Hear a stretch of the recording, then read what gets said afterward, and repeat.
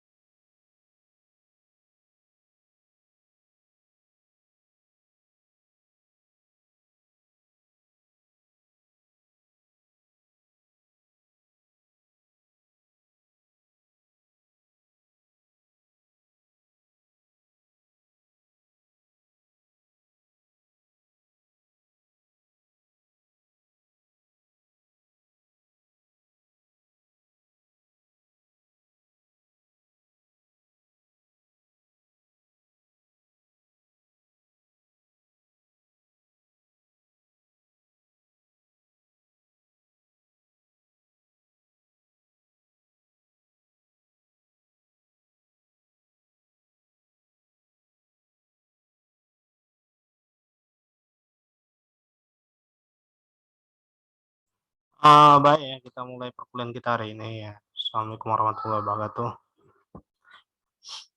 Ya, selamat malam dan salam sejahtera untuk kita semua. Baik, eh, untuk materi hari ini kita akan membahas dari bloknya di coding ya.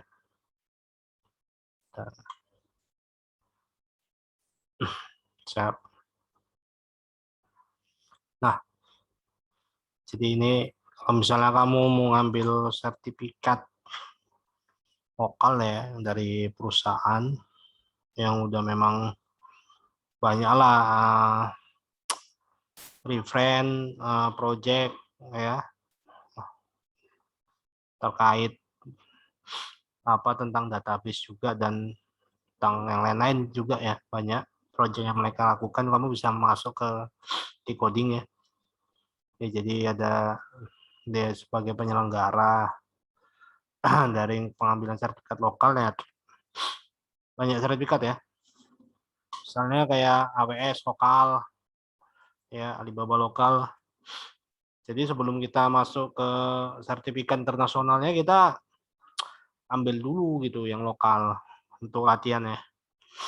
Karena kalau di internasional kita kerjain semua pun belum tentu lulus. Kalau benar-benar jawabannya itu tidak reliable ya, tidak sesuai dengan apa yang diminta. Tapi kalau misalnya lokal kita ikutin, kita isi ya, insya Allah kita mendapatkan sertifikat. Sebenarnya kalau lokal ini lokal nasional ya, lokal nasional. Mungkin kalau untuk di Asia Tenggara masih bisa lah diakuin ya di coding. Nah, jadi di sini ya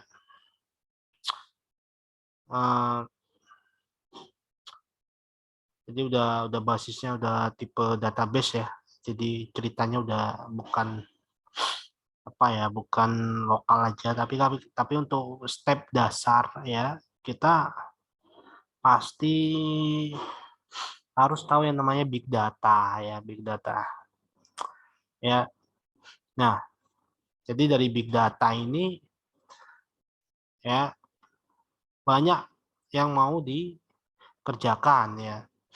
Ya dari berapa bytes ya big datanya, big data risetnya, sample marketing, consumer storage ya, behavior ya, analitik, teknologi ya, information science dan internet.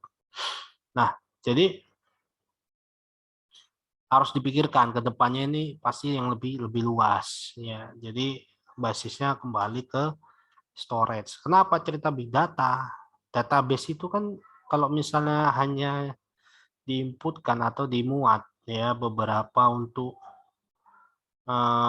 setara kayak sekolah lah misalnya, kan basisnya masih ribuan, ratusan, itu kan belum dibilang big data ya.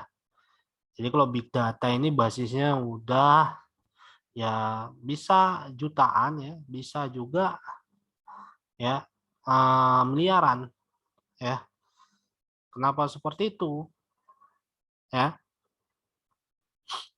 Kenapa seperti itu ya, basis basis data bakal big data ya, sama seperti kita mempunyai akun Facebook ya. Satu manusia ini mempunyai beberapa akun Facebook. Jadi kalau dihitung seluruh dunia apa enggak itu menjadi suatu big data ya. Jadi awalnya hanya database kecil ya, database kecil yang dalam dalam artian apa ya, terkumpul ya. Ya, database kecil yang dalam artian terkumpul ya, terkumpul menjadi suatu database yang besar apabila memuat data yang besar. Jadi untuk basical kalian ini kan masih data yang kecil, tapi kedepannya kalian harus berpikir bagaimana menggunakan big data ini ya. Nah, jadi makanya kita kenal namanya operational database untuk yang dasar ya. Nah, jadi jenis-jenis database ini harus kita apakan juga. Nah, dikatakan di sini ya, sistem manajemen basis data operasional biasa digunakan untuk memperbarui data secara real time. Tak hanya sekedar melihat datanya saja, tipe basis data ini memungkinkan pengguna untuk modifikasi data seperti menambah, mengubah, dan menghapus data secara real time. Jadi, bagaimana sistem yang mau dibangun basis data ini? Ya. Jadi, bisa lebih efektif, ya, bisa lebih efektif ya. Pastinya harus jangan nanti kita mengubah atau menghapus satu data takdir dia basisnya statis ya, jadi kayak mana database ini bisa dinamis, jadi saling terhubung satu sama lain ya. Jadi kita ngapus satu data ya, bisa jadi data-data yang lain tuh tidak terpengaruh atau data lain terpengaruh, data-data tertentu. Makanya ketentuan-ketentuan dalam ya memperbarui data secara real time itu harus jelas ya alurnya. Makanya kalian kenal yang namanya kemarin ya relation database.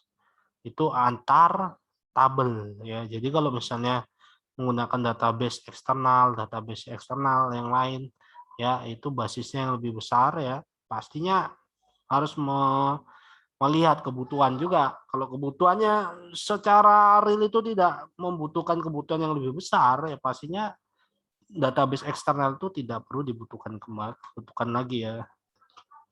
Nah, seperti itu. Nah,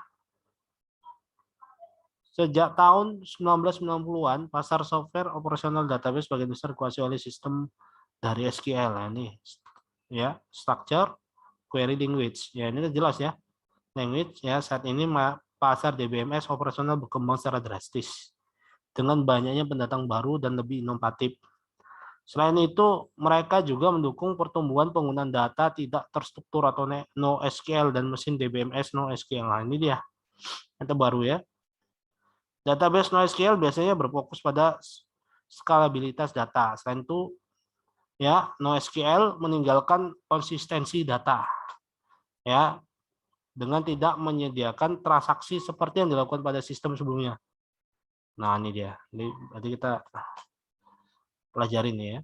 Kita coba dulu. Nah, saat ini basis data operasional sangat mendukung tipe lain seperti arsitektur distributed database. Distributed database dapat meningkatkan kontribusi dan menyediakan ketersediaan data yang tinggi dan toleransi kesalahan melalui kemampuan replikasi dan skala. Ya, kemudian ini ada nama perusahaan ini namanya Journal In telah menerbitkan Magic Quadrant pada sistem ini tahun 2013. Dengan itu ia menjawab permintaan dunia web dengan mengatasi tantangan mengolah data secara big data. Aduh, ya. Jelas ya. Jadi di sini ada konsep Magic Quadrant ya. Ya, kayak mana sistemnya ya sehingga database itu menjadi ya lebih terdistributif ya, lebih terdistribusi ya, karena kedepannya itu juga ya. Kemarin sempat aja Google ya kan sempat down ya karena mereka sedang melakukan ini mungkin juga ya mengarsitektur distribusi database mereka ya. Pastinya banyak sekarang pengguna-pengguna yang dimana itu tidak aktif ya, maksudnya dia udah nyimpen data besar ya kan. Nah, itu dipikirkan juga ya. Nah, jadi data-data walaupun dia tidak aktif, pastinya suatu saat pemiliknya mau melihat data dia ya, ada atau enggak di Google Drive sana. Atau di cloud mana gitu, kok yang gratis sekarang Google Drive ya.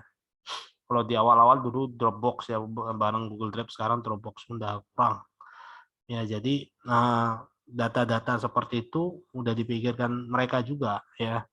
Makanya dengan teknologi cloud sekarang ya, pastinya kapasitas untuk big data ini lebih besar. Nah, kemudian di situ analytic database. Ya, ini tipe analytical ya, database merupakan database yang dapat menyimpan dan mengolah big data, termasuk bisnis, pasar, dan data pelanggan untuk analisis bisnis intelijen. Terdiri dari data dan informasi yang diringkas agar mudah untuk dibaca. Selain itu, dioptimalkan secara khusus untuk skalabilitas query yang lebih cepat. Database tipe ini sangat dibutuhkan oleh organisasi manajemen ilmu. Ya, jadi database ya. Jadi cerita database mungkin di sini ya. Database itu memang didesain ya untuk ini tadi ya, dapat menganalisis bisnis intelijen ya. Jadi nampaknya itu bukan di apa, bukan di database-nya ya. Tapi nampaknya mungkin di skala ya, query-nya tadi ya. Ya, permainan query-nya. Jadi teknik query-nya ini. Ya, teknik query-nya kayak mana supaya data-data yang udah terinput besar ini ya dapat dipanggil secara optimal ya, secara optimal untuk kebutuhan ya, bisnis ya, untuk kebutuhan bisnis. Tapi di sini ya, query itu secara langsung mempunyai ya intelijensi analisis otomatis ya. Nah, sekarang gini ya, kenapa YouTube itu bisa ya tahu, kan YouTube tuh database ya, database big data itu ya, big data pastinya dia big data ya di dalamnya ya, mempunyai big data pasti banyak nyimpan situ kan otomatis. Dia kok bisa tahu ya bahwasanya kita ya sekali kita buka channel A ya, channel A misalnya kita sebut aja channel A. Nah, kemudian kita apa ya, buka besoknya lagi ya, YouTube kita masih dalam bentuk aplikasi default ya, kita tengok ya. Jadi YouTube A itu langsung muncul di beranda kita ya, walaupun di halaman berapa nanti. Ya, kalau kita scroll ke bawah nanti ketahuan, oh ya ini ternyata yang kemarin kita buka, tapi itu video lanjutannya, seriesnya misalnya, yang terbaru ya. Jadi ya YouTube itu punya berarti AI ya, intelijensi ya, analytics-nya udah ada ya. Jadi seseorang yang melihat misalnya kayak Bukalapak ya kan, kita sebutlah yang Indonesia punya lah, Bukalapak. Jadi kita lakukan misalnya di situ kita sebagai analitik database ya. Jadi kita bisa melihat ya berapa orang yang di situ sebagai member yang aktif 1 bulan ya, pembelian itu ada di Bukalapak, itu ketahuan misalnya. Kemudian ya di database nanti ketahuan ya beberapa orang yang melakukan penipuan dari pelaporan, itu ketahuan. Nah, itu intelijen seperti itu ada ya. Ya, jadi kalau ini aja nanti kalian bisa sholat duluan. Kalau misalnya kelebihan waktu ya, bisa kalian matikan kamera kalian ya. Nah, seperti itu. Jadi mendesain database ini ya kita harus butuh basic yang kuat, query pastinya ya, untuk menjadikan, oke, jangan ya, ya jadi bisa apa, diaktifkan aja apanya ya, nanti biar terhitung absen kamu sholat. Oke, ini bisa kamu baca dulu ya, kita sambil selesai aja nih kita lanjut.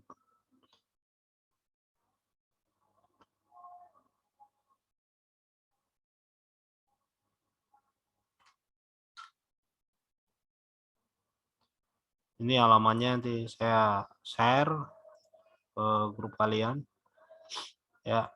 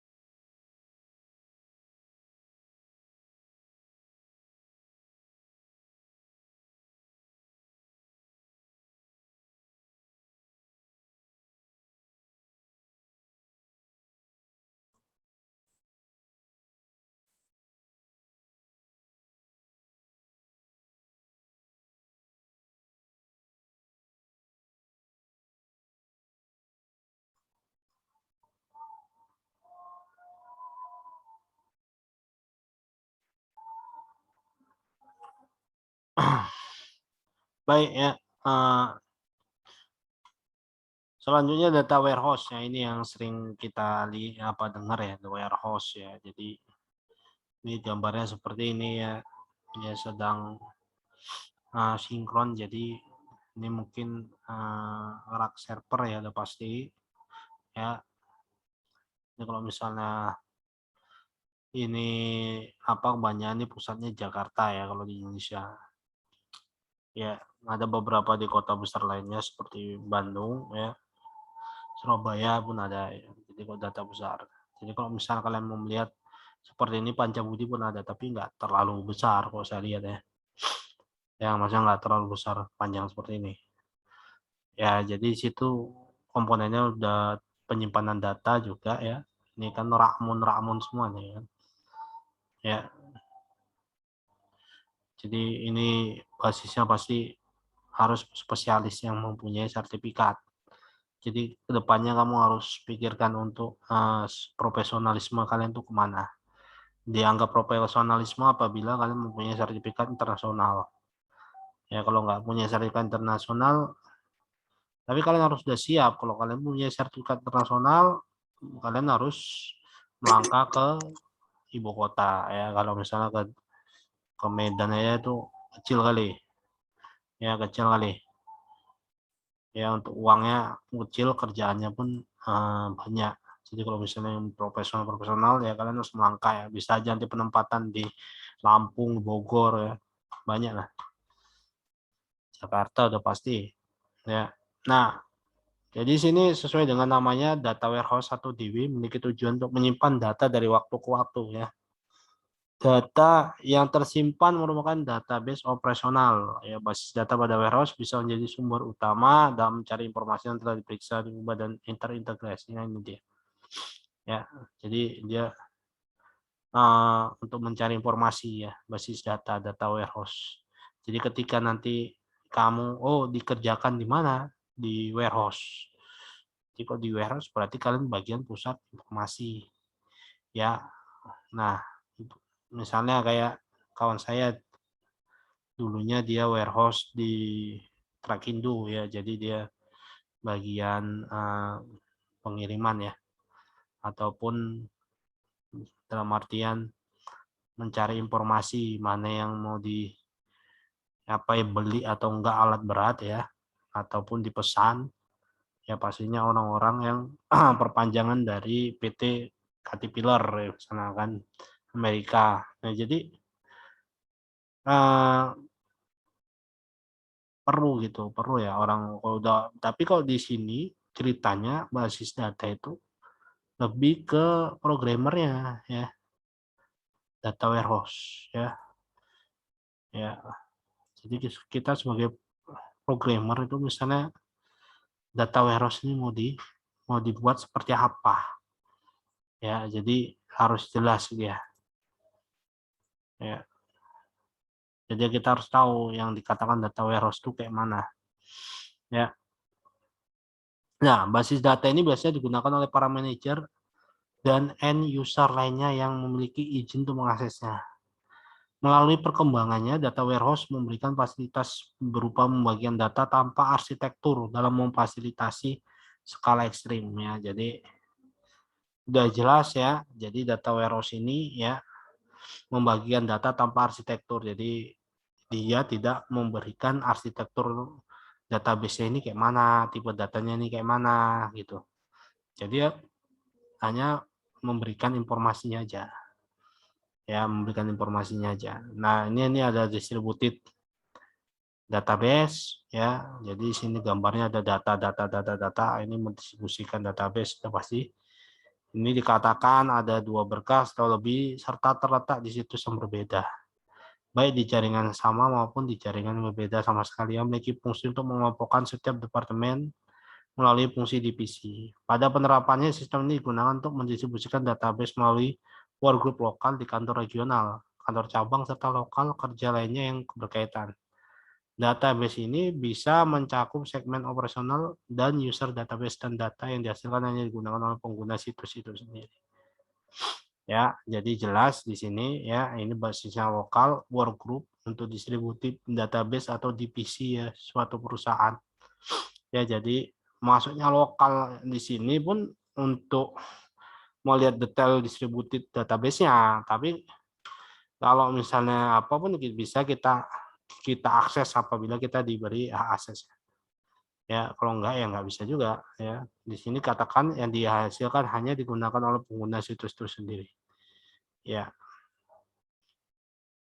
Ya, jadi ini basisnya lebih privasi ya, lebih privasi lah. Nah, kemudian end user database. End user database merupakan basis data yang dikembangkan oleh end user itu sendiri melalui workstation mereka ya. Berbagai jenis berkas data dibuat sendiri dan menggunakan prosedur tersendiri. Contoh model dari end-to-end database adalah word processing, spreadsheet hingga download file.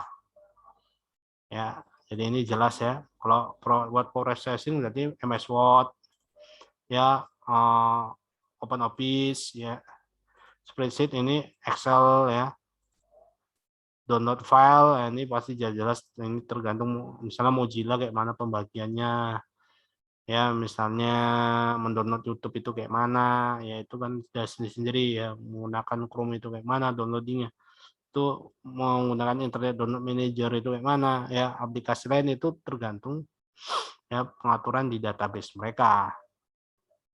Jadi kalau di website itu ya, ini ceritanya ya pembagian apa nih, end user database ya, jadi pengguna terakhir ya. Real time database ya, jadi ini model data yang sistem pengelolaannya dibuat guna menangani beban kerja suatu lembaga besar seperti negara. Ya, jadi ini ada arsip ini harus diarsipkan ya, makanya untuk skala geospasial kemarin ya DKI Jakarta ya, sistem pemerintahan apanya ya mendapat penghargaan. Ya, mungkin pengarsipan dari ya gubernur-gubernur sebelumnya sampai sekarang mungkin bagus ya sistemnya, atau lagi udah ada perubahan yang lebih bagus makanya dapat penghargaan. Nah, jadi pengelolaan datanya bisa berubah-ubah sesuai dengan permintaan dan bersifat terus-menerus. Seperti berubahnya harga mata uang dolar yang berubah setiap menit. Di balik itu semua terdapat basis data real time yang bekerja dengan cepat. Real time database biasa digunakan oleh lembaga akuntansi, hukum, perbankan, multimedia, analis data ilmiah, serta ini analis data ilmiah. Lembaga survei bisa juga ya, serta catatan medis. Nah, ini dia real time database. Jadi penyimpanannya terus-menerus. Nah, jadi misalnya kita menambahkan tahun di Pancabudi lah ya, menginputkan oh ini untuk tahun ajaran baru. Berarti kalau dia buka tahun ajaran baru, berarti dia udah masuk ke ranah yang baru. Ya, ya jadi database-nya tetap sama ya. Ya, database-nya tetap sama ya, tapi dia meng-create ya query yang baru. Ya, create query baru dengan tahun yang ya pasti dengan tahun yang berbeda, tahunnya tambah, mahasiswanya pun tambah tingkat. Nah, seperti itu. Itu namanya real time. Jadi desainnya pun harus benar-benar dipikirkan ya, kayak mana dia bisa database itu dinamis. Kemudian relation database ya. Ya. Jadi kalau kalian nanti jadi seorang programmer ya, web misalnya yang paling mudah web, kalian bisa harus pikirkan, oh ini kayak mana data itu bisa, database itu bisa ditambah misalnya tahunnya misalnya 2020 ya. Jadi nanti anak kelas atau stambuk 2021 naik ke 2022 ya. Itu kayak mana? Ya, query-nya kayak mana, mata kuliahnya kayak mana. Kalau misalnya mata kuliah ada apa dalam artian perubahan kurikulum, nah itu kayak mana pengaturannya ya, pergantiannya itu kayak mana. Nah, itu harus ya, kalau kita seorang programmer, analitik database harus dipikirkan. Kalau deadline-nya tiba-tiba 3 minggu atau 3 bulan, ya harus kita cepat kerjakan ya. Makanya butuh kepakaran yang jelas. Kalau memang kalian ke database ya kalian pahami benar-benar database ya. Nah, ini nanti kalian bisa baca keseluruhan ya Ini kemarin yang kita atur relation database, bisa kalian baca ya. Ini external database, ini udah kemarin kita bahas juga. Navigation database, ya ini bisa kamu lihat ya. Kemudian hypermedia database ya. Kemudian ini yang ya, jadi dari Putu ini ya, mungkin kalian udah pernah menggunakan yang ini ya, semua yang menggunakan ini ya. Ini yang aduh, ini yang lama ya. SSD ada nggak di sini? SSD ya mungkin ya, SSD atau kartu memori, ini nggak tahu nih saya nih ya.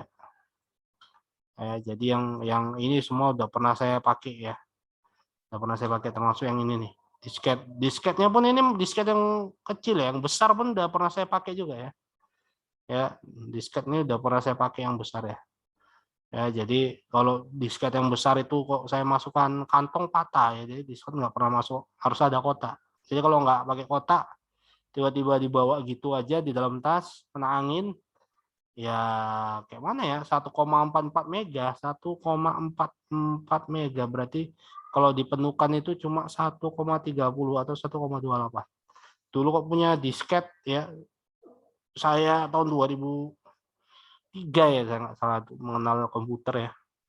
2003 dulu masih SMP kelas berapa saya, kelas 2 entah. Sekitar gitulah, kelas 2 ya mungkin ya. SMP MTS kelas 2 saya dulu masih ya. Jadi udah bawa disket ini udah nampaknya udah hebat kali ya. Ya kan? Karena dulu informasi-informasi seperti yang kalian baca ini ya berat lah kalau mau di kampung-kampung ya. Kalau di kota pun ibaratnya internet pun baru berapa lah kecepatannya. Itu pun nunggu lama gitu. Kalau mau download informasinya bukan copy ke apa ya, tapi ya simpan save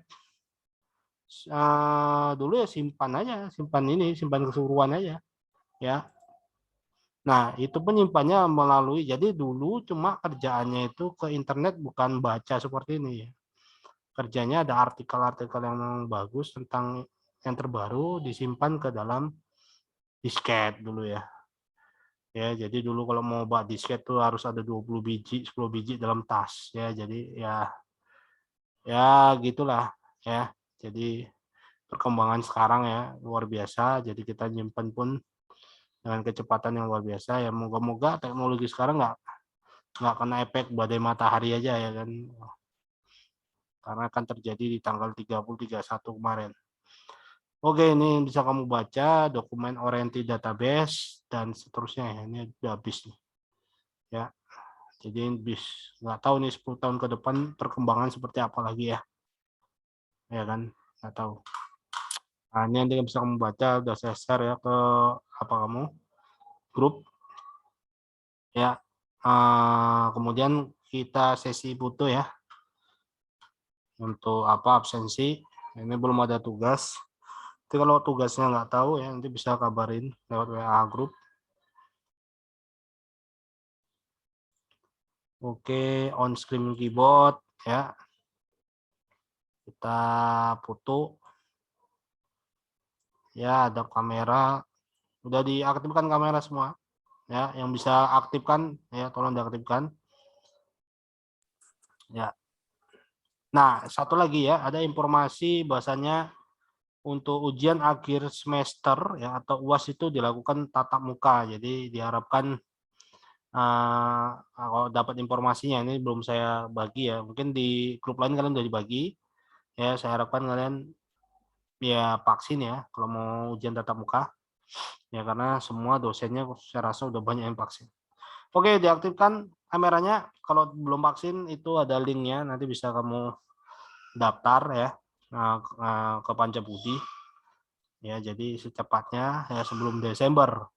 1 ya, 2, 3 ya. Oke, saya simpan. Ya, karena pun dalam pekerjaan ya banyak alumni kalian tuh ngeluh, Pak saya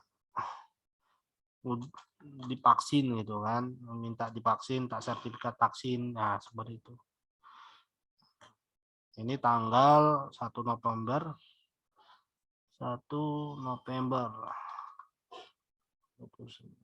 malam.